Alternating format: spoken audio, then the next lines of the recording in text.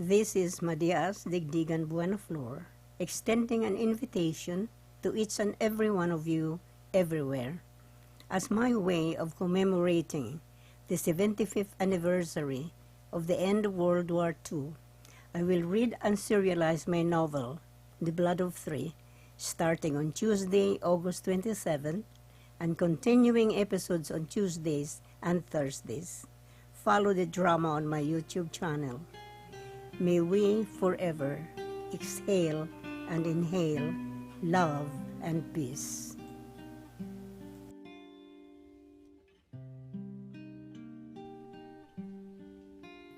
No, there is nothing you can do to help me except to pray.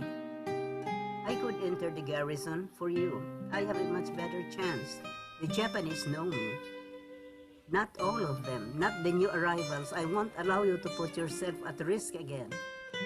If you love me as you said you do, you won't begrudge me this privilege of doing my part. No, I'll never forgive myself if anything should happen to you. Nothing will happen to me.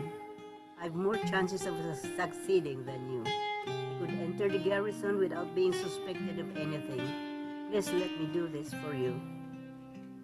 If you feel you must go, just remember, you will be doing this not just for me. It is for a much greater cause, for our country and for our people. I know how you feel about the guerrillas, and I don't want you to do anything against your will, even if it is for me. I'm sorry if I said all those things. I felt so lost and confused and bitter. I didn't know who to blame for Mommy's death. Now everything is clear to me. This war, this killing, all the sufferings and the starvation will not end as long as the enemies are here. I have seen what war has brought to our people, to innocent children, to women. Maybe I'm not as strong as you are or as courageous as the guerrillas, but I want to do my part to help put an end to this war. Joybell was determined and spoke with conviction. I'm very proud to know your true feelings about this war, but I need you. I don't want to lose you. I'll take her. I assure you, I'll be much safer than you. But that surgeon, I don't like the way he looked at you. Oh, you shouldn't let that bother you. I can take care of myself. Please, darling, let me do this. Are you very sure about this? I am very sure. Trust me. I can do this. All right then, if this is what you want. Thank you for giving me this chance, for trusting me. Tell me what you want me to do. Now listen, it's a very difficult mission. Just tell me if you can't do it. You need not go ahead with it. Just tell me I'm sure I can do it.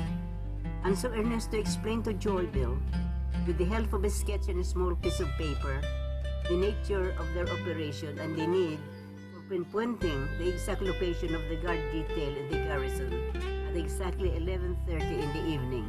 He also briefed her on the time she had to leave her house, the time allowance she should give her trip to the garrison, and the other minute but important details. Just indicate on this sketch the position of the guards and the sentries to the place. Believe me, you are taking a great risk. I can do it, but I will need timepiece. Here, take this. Ernesto offered her a pocket watch. This is synchronized with our time at the camp. Thank you. Joybell took the watch and the small sheet of paper with the sketch and tucked this in her pocket. When would you be ready? Ernesto was anxious. Whenever you need information. Tonight? Yes, tonight. Are you sure you could do it? Ernesto wanted to reassure himself. Yes, darling, I can. Definitely I can. Then I shall see you here on this cell tomorrow at noon. I will be here with the sketch and the information. You are really sure? He could not restrain himself from worrying, but she stopped him. You will have what you need. How could I ever thank you? Love me, Ernesto. That's all I want of you.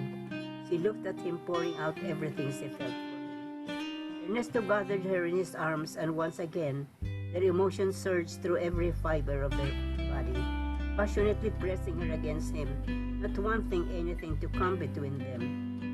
She clung tightly and felt him burning, her hands entwined around his neck, her lips hungrily receiving his. could not let go of each other, for every time they parted, their eyes would irresistibly draw them into each other's arms, expressing all the pent-up longing in their hearts. They were in their own world. The world was suddenly intruded and shattered by a gunshot. Together they looked toward the direction of the sound, still not parting from each other. From the field, they saw a group of Japanese soldiers coming toward the direction of the hill.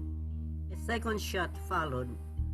In a spit of a second, Ernesto tightly ensconced Joybell in his arms and stumbled down the side of the hill. With their bodies securely locked together, they kept rolling and finally stopped in the crevice at the bottom of the hill. Ernesto covered her with his body. They were both panting as they looked at each other in total silence, except for the rapid beating of their hearts. Her shaking body was well pinned down against the earth. They kept very quiet as they awaited the arrival of the Japanese, which seemed like eternity. Very carefully, Ernesto turned his head to look up at the hill, and his eyes widened as he saw the familiar features of that young Japanese who was with Joybell one afternoon, the young Japanese with the ukulele. Michi. Joybell whispered his name. He could clearly see Michi placing flowers in the grave of Lota. Ernesto and Joybell watched with respect and admiration. As Michi looked down at the grave, his face sad, his eyes closed as even silent prayer. But their short moment of silence was disrupted by the frantic and angry voices of the Japanese soldiers. "Where is Guerrilla?" demanded one Japanese who looked up at Michi from halfway the other side of the hill. "We were informed a guerrilla is here. We saw someone here. Where is he?" Michi looked confused at the interrogation of the Japanese. He had not seen anyone, not even this group of Japanese soldiers, for he passed the same path that Joybell used. He had dropped by at Mr. Miura's place and was told that Joybell might be at her mother's grave, but he saw no one there. Then he looked around and caught sight of Ernesto and Joybell. The distance was quite far, but they could see one another very clearly. The look of fear on the faces of Joybell and Ernesto, and the shock and disbelief on Michi were clearly and vividly marked as they exchanged looks for a brief moment. "Where is he?" Again the Japanese soldiers demanded for an answer. "Did you see the guerrilla?" Cold sweats instantly bathed Michi's, while his mind turned into a whirl of confusion and great turmoil. He loved Joybell, but another man was with her. Michi's eyes narrowed, his brows knitted. "You saw Guerrilla. Where is he?" The question was more impatient now, and Ernesto and Joybell were petrified as they waited for Michi to point at them. "There is no one here except myself," he calmly replied, but feeling greatly anxious that the Japanese soldiers would climb up to where he stood. They would surely see Joybell and Ernesto still in each other's embrace as they lay down at the foot of the hill. It was only then that Joybell and Ernesto relaxed their hold of each other, but just the same the fear lingered, for the Japanese could still look around and find them. Joybell and Ernesto could see the tension in Michi as he stood immobile, not knowing whether he succeeded in convincing the soldiers, or they continued to check around, perhaps not fully convinced. Michi could only breathe, watching the soldiers brushing aside bushes with their guns. They were just a few feet away from the crevice when Michi stopped them. "I repeat, no one is here," Michi tried to sound irked. The corporal looked at Michi first with disbelief, then nodded. "It must be you who the informers saw," he bowed, and Michi did the same. "Let's go," ordered the corporal, and the soldiers followed him back to the field leading to the town. Once more Michi threw a glance at where Joybell and Ernesto were and found them still there, in the same position the first time he saw them. Sweats now dripped down Michi's face and drenched his whole body. He turned his face, his lips quivering from the emotional storm that he tried to repress. The sight he had just seen struck him like a poisonous dart, leaving its venom deep down into his heart, strangling every vein that had given him life, however briefly. Momentarily he felt faint and his breathing faltered. Whether to cry or to scream from the gripping pain was no longer a choice. Inside he was already screaming. His lungs raged and screamed, but no sound came. He could not move from where he stood, feeling lost and confused, not much from the incident with the soldiers, but more from the torrent of emotion choking the life from him.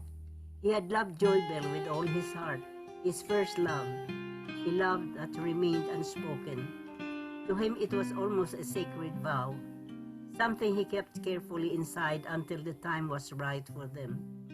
He had woven such a beautiful dream for them, which he had secretly nurtured in his heart. A dream to be uncovered when the war was over, and he could have the courage to ask Mr. Miura for the hand of his daughter.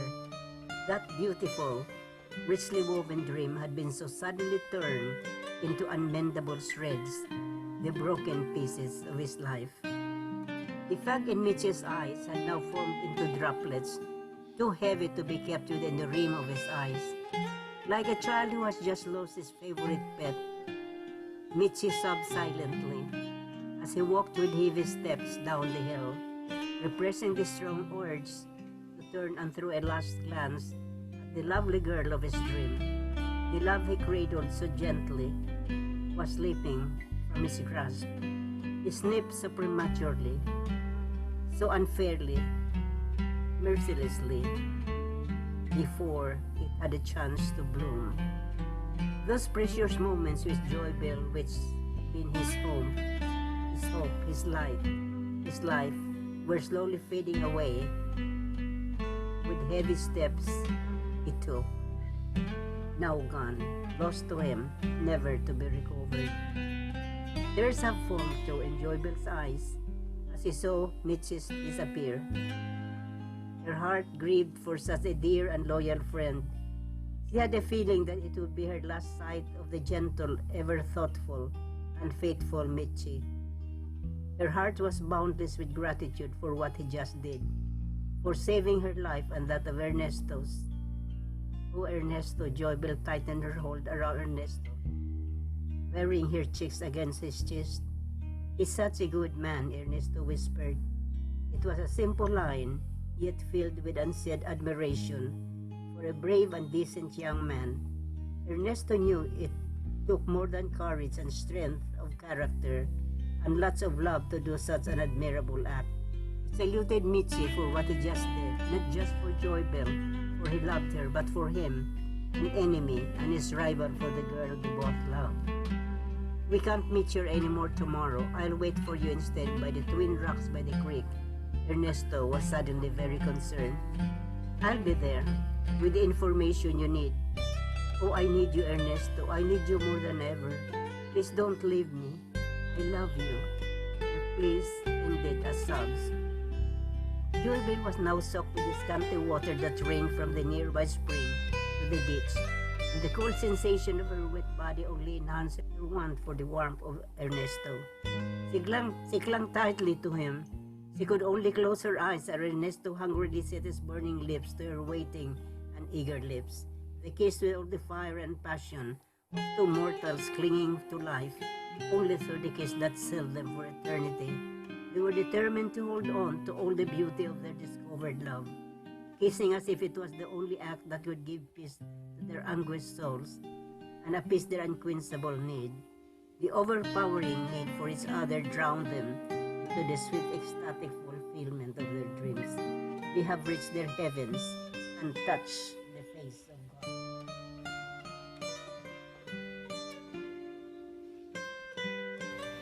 That's all for today, to be continued on Tuesdays and Thursdays. May we all forever exhale and inhale love and peace. Thanks for being with me today. I hope you will inspire me with a like, share, and subscribe.